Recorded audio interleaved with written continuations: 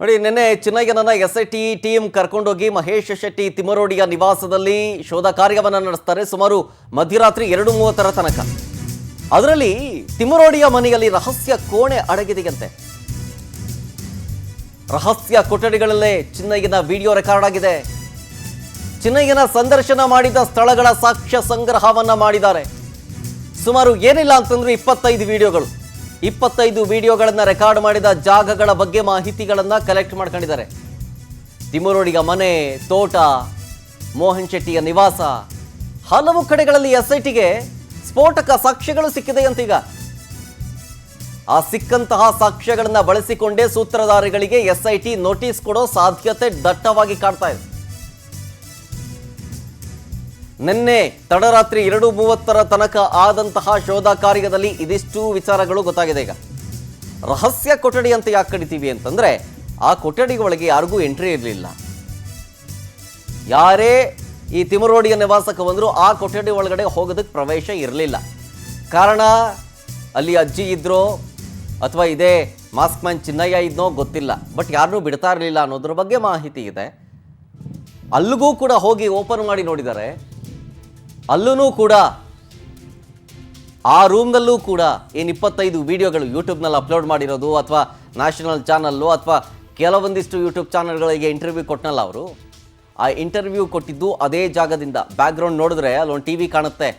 ಅಜ್ಜಿ ಒಂದು ಸ್ಟೇಟ್ಮೆಂಟ್ ಕೊಟ್ಟಿದ್ರು ಗೊತ್ತಾ, ಸುಳ್ಳು ಹೇಳ್ತಾ ಇದ್ದಾರೆ, ಮಾಧ್ಯಮದಲ್ಲಿ ಬರ್ತಿರೋದು ಸುಳ್ಳು ಅಂತ ಹೇಳಿಕೆ ಕೊಟ್ಟಿರ್ತಾರಲ್ಲ, ಆ ಒಂದು ಹಿಂದ್ಗಡೆ ಇರುವಂಥ ಕಾಣುವಂಥ ಜಾಗ ಇದೇ ಮಹೇಶ್ ಶೆಟ್ಟಿ ತಿಮರೋಡಿಯಲ್ಲೇನೆ. ಡೀಟೇಲ್ಸ್ ಕೊಡ್ತಾರೆ ಇದ್ರ ಬಗ್ಗೆ ನಮ್ಮ ವಿಶೇಷ ಪ್ರತಿನಿಧಿ ಅರುಣ್, ಡೆಸ್ಕಿಂದ ನೇರ ಸಂಪರ್ಕದಲ್ಲಿ. ಅರುಣ್, ಈಗ ಸೂತ್ರಧಾರಿಗಳಿಗೆ ಡಬಡಬ ಶುರುವಾಗ್ತಾ ಇದೆ. ಅದರ ಭಾಗವಾಗಿ ತಿಮರೋಡಿ ಮನೆಯಲ್ಲಿ ಶೋಧ ಕಾರ್ಯ ನಡೆಸಿದ್ದು, ಆ ಸೀಕ್ರೆಟ್ ರೂಮ್ ಸೇರಿದಂತೆ ಎಲ್ಲ ಮೊಬೈಲು ಜೊತೆಗೆ ಏನೇನು ಸಾಕ್ಷಿಗಳನ್ನ ಸಿಗುತ್ತೆ ಅದೆಲ್ಲವನ್ನು ಕಲೆಕ್ಟ್ ಮಾಡ್ಕೊಂಡಿದ್ದಾರೆ. ಸೊ ಹಾಗಾದ್ರೆ ಯಾವಾಗ ನೋಟಿಸ್ ಕೊಡ್ತಾರೆ ಈ ಸೂತ್ರಧಾರಿಗಳಿಗೆ ಬನ್ನಿ ಅಂತ ವಿಚಾರಣೆಗೆ ಅನ್ನೋದು ಒಂದು ಪ್ರಶ್ನೆ. ಜೊತೆಗೆ ಈ ಸಾಕ್ಷ್ಯಾಧಾರಗಳು ಹೇಗೆ ತನಿಖೆಗೆ ಸಹಕಾರಿಯಾಗುತ್ತೆ ಅನ್ನೋದು. ಶರತ್, ಚಿನ್ನಯ್ಯನನ್ನು ವಿಚಾರಣೆ ಮಾಡುವಂಥದ್ದು ಶುರುವಾಗಿದ್ದು ಕಳೆದ ಶನಿವಾರವೇ. ಬಹುತೇಕ 8-9 ದಿವಸವೇ ಆಗೋಯ್ತು. 18ನೇ ಪಾಯಿಂಟ್ನ ಏನು ಶೋಧ ಕಾರ್ಯ ಮಾಡೋದು ಬೇಡ ಅಂತ ಹೇಳಿ ನಿಲ್ಲಿಸಿ ಚಿನ್ನಯ್ಯನನ್ನು SIT ಕಚೇರಿಗೆ ಕರ್ಕೊಂಡು ಹೋಗಿ ಅಲ್ಲಿ ವಿಚಾರಣೆ ಶುರು ಮಾಡೋದಲ್ಲ. ಆ ಸಂದರ್ಭದಲ್ಲೇ ಚಿನ್ನಯ್ಯ ಬಹಳಷ್ಟು ಸಂಗತಿಗಳನ್ನು SIT ಮುಂದೆ ಬಾಯ್ಬಿಟ್ಟಿದ್ದ. ಆ ಸಂದರ್ಭದಲ್ಲೇ SIT ಅಧಿಕಾರಿಗಳು ಚಿನ್ನಯ್ಯನ ಮೊಬೈಲ್ ಫೋನ್, ಆಂಡ್ರಾಯ್ಡ್ ಫೋನ್ನ ವಶಕ್ಕೆ ಪಡೆಯುವಂಥ ಒಂದು ಪ್ರಯತ್ನ ಮಾಡಿದರು. ಆ ಸಂದರ್ಭದಲ್ಲಿ ಇದೇ ಚಿನ್ನಯ್ಯ ತನ್ನ ಹತ್ರ ಫೋನೇ ಇಲ್ಲ ಅಂಥೇಳಿ ಬುರುಡೆ ಬಿಟ್ಟಿದ್ದ. ಆದರೆ ನಂತರ ವಿಚಾರಣೆಯನ್ನು ತೀವ್ರಗೊಳಿಸಿದ ಸಂದರ್ಭದಲ್ಲಿ ತನ್ನ ಹತ್ರ ಫೋನ್ ಇದೆ, ಆ ಫೋನನ್ನು ಮಹೇಶ್ ಶೆಟ್ಟಿ ತಿಮರೋಡಿ ಕಸ್ಕೊಂಡು ತನ್ನ ಹತ್ರ ಇಟ್ಕೊಂಡಿದ್ದಾರೆ ಅನ್ನುವಂಥ ವಿಷಯವನ್ನು ಹೇಳಿದ್ದ. ಹಾಗಾಗೇ SIT ತಂಡದವರು ವಾರೆಂಟ್ನ ತೆಗೆದುಕೊಂಡು, ಅದರೊಳಗೆ ಸರ್ಚ್ ವಾರೆಂಟ್ನ ತೆಗೆದುಕೊಂಡು ಅದೇ ಚಿನ್ನಯ್ಯನನ್ನು ಕರೆದುಕೊಂಡು ಮಹೇಶ್ ಶೆಟ್ಟಿ ತಿಮರೋಡಿಯ ಮನೆ, ಉಜಿರೆಯ ಸಮೀಪ ಇರುವಂಥ ಮಹೇಶ್ ಶೆಟ್ಟಿ ತಿಮರೋಡಿಯ ಮನೆಗೆ ಬಂದಿದ್ದರು. ನಿನ್ನೆ ಬೆಳಗ್ಗೆ ಬಂದಿದ್ದು. ಮಧ್ಯರಾತ್ರಿ 2:30ವರೆಗೂ ಕೂಡ ನಿರಂತರವಾಗಿ ಇಡೀ ಮನೆಯ ಇಂಚಿಂಚನ್ನು ಶೋಧ ಮಾಡಿದ್ದಾರೆ. ಆ ಸಂದರ್ಭದಲ್ಲಿ ಚಿನ್ನಯ್ಯ ಉಳ್ಕೊಂಡಿದ್ದಂಥ ರೂಮು, ಅವನು ಬಳಸ್ತಿದ್ದಂಥ ಬ್ಯಾಗು, ಅವನ ಬಟ್ಟೆ ಬರೆ ಎಲ್ಲವನ್ನು ಕೂಡ ಜಾಲಾಡಿದ್ದಾರೆ. ಈ ಹಂತದಲ್ಲೇ ಚಿನ್ನಯ್ಯನ ID ಕಾರ್ಡ್, ಆಧಾರ್ ಕಾರ್ಡ್ ಏನಿದೆ, ಆಧಾರ್ ಕಾರ್ಡ್ ಸಿಕ್ಕಿದೆ. ಅಷ್ಟೇ ಅಲ್ಲ, ಇನ್ನೂ ಹಲವು ಪ್ರಮುಖವಾದ ಸಂಗತಿಗಳು, ಎಲ್ಲಕ್ಕಿಂತ ಹೆಚ್ಚಾಗಿ ಮೊಬೈಲ್ ಫೋನ್, ಆಂಡ್ರಾಯ್ಡ್ ಫೋನ್ ಏನಿದೆ, ಆ ಆಂಡ್ರಾಯ್ಡ್ ಫೋನ್ ಕೂಡ ಸಿಕ್ಕಿದೆ. ಅಲ್ಲಪ್ಪ, ಅವತ್ತು ನೋಡಿದ್ರೆ ಫೋನೇ ಇಲ್ಲ ಅಂತ ಹೇಳಿದೆ, ಈ ಫೋನ್ ಎಲ್ಲಿಂದ ಬಂತು ಅಂಥೇಳಿ ಅದನ್ನು ಕೂಡ ವಿಚಾರಣೆ ಮಾಡ್ತಾ ಇದ್ದಾರೆ. ಅಂದರೆ ಸ್ಥಳದಲ್ಲೇ ಮಹಜರು ಮಾಡಿ ಈ ಫೋನ್ ಯಾವುದು, ಯಾರು ಕೊಡಿಸಿದ್ದು, ಯಾವಾಗ ತೊಗೊಂಡಿದ್ದೆ, ಇದನ್ನು ಯಾರ್ಯಾರ ಜೊತೆ ಮಾತಾಡೋದಕ್ಕೆ ಬಳಸಿದ್ಯಾ, ಯಾರ್ಯಾರೆಲ್ಲ ನಿನ್ನ ಸಂಪರ್ಕದಲ್ಲಿದ್ದರು, ಹೀಗೆ ಸಂಪೂರ್ಣವಾಗಿ ಡೀಟೇಲ್ಸ್ನ ತೊಗೊಂಡಿದ್ದಾರೆ. ಇದರ ಜೊತೆಗೆ ಮಹೇಶ್ ಶೆಟ್ಟಿ ತಿಮರೋಡಿಯ ಮನೆಗೆ ಸರ್ಚ್ ವಾರೆಂಟ್ ಸಹಿತ SIT ತಂಡ ಬಂದು ಮನೆಯೆಲ್ಲ ಜಾಲಾಡ್ತಿದ್ದಾಗ ಒಂದು ರೂಮನ್ನು ಹುಡ್ಕೋದು ಅವ್ರಿಗೇನು ದೊಡ್ಡ ವಿಷಯ ಆಗಿರಲಿಲ್ಲ. ಆ ಒಂದು ರೂಮ್ ಹುಡ್ಕೋಕ್ಕೆ ಇವತ್ತೆಲ್ಲ ಒಂದು ಅರ್ಧ ಗಂಟೆ, 1 ಗಂಟೆ ಸಾಕಾಗ್ತಿತ್ತು.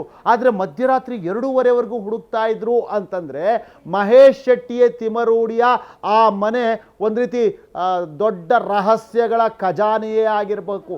ಅದೇ ಕಾರಣಕ್ಕೆ ರಾತ್ರಿ 2:30ವರೆಗೂ ಸರ್ಚ್ ನಡೀತಾ ಇತ್ತು. ಈಗ ಗೊತ್ತಾಗಿರುವಂಥ ಮಾಹಿತಿ ಪ್ರಕಾರ ಆ ಮನೆಯಲ್ಲಿ ಕೆಲವೊಂದು ರಹಸ್ಯ ಕೋಣೆಗಳಿದ್ವಂತೆ. ಅದು ಕೂಡ ಹಿಂದೆ ರಾಜ ಮಹಾರಾಜರುಗಳು ತಮ್ಮ ಗುಪ್ತಚರನ್ನ ಕರೆಸ್ಕೊಂಡು ಮಂತ್ರಾಲೋಚನೆ ಮಾಡೋದಕ್ಕೆ ನೆಲಮಾಳಿಗೆಯಲ್ಲಿ ಕೋಣೆಗಳನ್ನು ಮಾಡ್ಕೊಂಡಿರ್ತಿದ್ರಲ್ಲ, ಈ ಮಹೇಶ್ ಶೆಟ್ಟಿ ತಿಮರೂಡಿ ಕೂಡ ತನ್ನ ಮನೆಯಲ್ಲಿ ಆ ಥರ ಸೀಕ್ರೆಟ್ ರೂಮ್ಗಳನ್ನು ಮಾಡ್ಕೊಂಡಿದ್ದ. ಆ ಸೀಕ್ರೆಟ್ ರೂಮ್ಗಳಲ್ಲೇ ಅವರ ಆ ಪಟಾಲಂ, ಸಮೀರ್ ಅಂಡ್ ಪಟಾಲಂ ಇತ್ತಲ್ಲ, ಯೂಟ್ಯೂಬ್ ಪಟಾಲಂ, ಆ ಯೂಟ್ಯೂಬ್ ಪಟಾಲಂಗಳನ್ನು ಕರೆಸ್ಕೊಂಡು ಅವ್ರ ಹತ್ರ ಈ ಒಂದು ಸುಜಾತ ಭಟ್ ಇರಬಹುದು ಅಥವಾ ಚಿನ್ನಯ್ಯ ಇರ್ಬೋದು, ಇಂಥವ್ರುಗಳನ್ನ ಇಂಟರ್ವ್ಯೂ ಮಾಡ್ತಿದ್ದು ಅದೇ ಜಾಗದಲ್ಲಿ. ಅಂದರೆ ಬ್ಯಾಕ್ಗ್ರೌಂಡ್ ಗೊತ್ತಾಗಬಾರ್ದು, ಅವ್ರು ಎಲ್ಲಿದ್ದಾರೆ ಅಂತ ಗೊತ್ತಾಗಬಾರ್ದು, ಅವರು ಮಹೇಶ್ ಶೆಟ್ಟಿ ತಿಮರೂಡಿ ಮನೆಯಲ್ಲಿ ಆಶ್ರಯ ಪಡೆದಿದ್ದಾರೆ ಅಂತ ಗೊತ್ತಾಗಬಾರ್ದು ಅನ್ನುವಂಥ ಕಾರಣಕ್ಕೆ ಆ ಸೀಕ್ರೆಟ್ ರೂಮ್ಗಳಲ್ಲೇ ವಿಡಿಯೋ ಮಾಡ್ತಾ ಇದ್ರು. ಆ ಥರದ್ದು ಸುಮಾರು 25ಕ್ಕೂ ಹೆಚ್ಚು ವಿಡಿಯೋಗಳು.